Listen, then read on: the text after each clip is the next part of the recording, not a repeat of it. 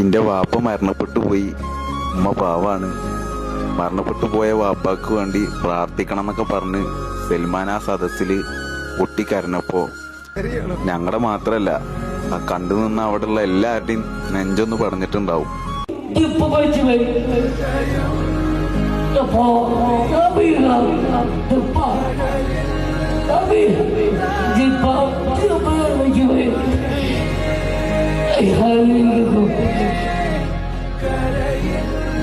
apa imale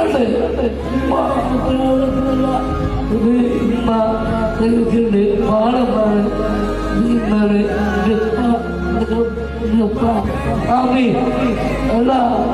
അതൊക്കെ കഴിഞ്ഞ് അടുത്ത ആഗ്രഹം സൽമാൻ പറഞ്ഞ എന്താ വെച്ച് കഴിഞ്ഞാല് കൂടെ നടക്കുന്ന എന്റെ DKക്ക് ഒരു പെണ്ണ്, DK പാവാണ്, DK ഉമ്മ പാവാണ്, DKക്ക് ഒരു പെണ്ണ് പറയുമ്പോ അതായത് എന്റെ കല്യാണം, അതാണ് അവന്റെ അടുത്ത ആഗ്രഹം.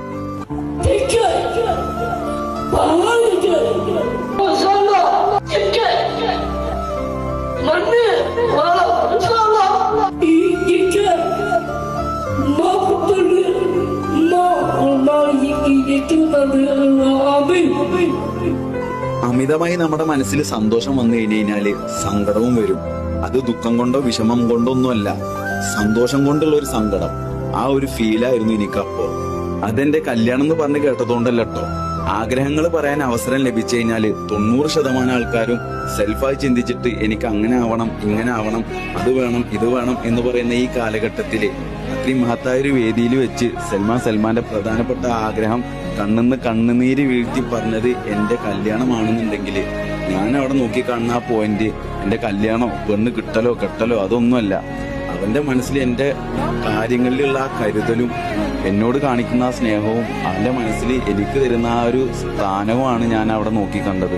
സൽമാന്റെ ഉപ്പ മരണപ്പെട്ടു പോയിട്ട് സൽമാൻ ഇവിടെ വന്ന് വിതുമ്പി കരയണമെങ്കിൽ സൽമാൻ ഇടയ്ക്ക് പറഞ്ഞു സൽമാന്റെ ഉമ്മ പാവാണ്, ഉമ്മാക്ക് വേണ്ടി ദുആ ചെയ്യണം, ഉമ്മ നൗഷാദ് ഉസ്താദിനോട് ഉപ്പാക്ക് വേണ്ടി ദുആ ചെയ്യാൻ പറയണമെന്ന് പറഞ്ഞു വിട്ടിട്ടുണ്ട്. അതൊക്കെ സൽമാൻ ഇവിടെ പറഞ്ഞു.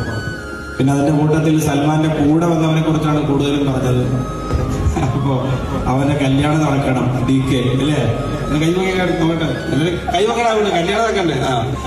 അപ്പോ അവന്റെ കല്യാണം നടക്കാൻ സൽമാന്റെ വലിയ ആഗ്രഹമാണ്. അതിനുവേണ്ടി പ്രത്യേകം ദുആ ചെയ്യണമെന്ന് കൂടെ വന്ന് സഹകരിച്ച മുഴുവൻ ആളുകളുടെയും പേരും അവരുടെ ആവശ്യങ്ങളൊക്കെ സൽമാനോട് പറഞ്ഞു.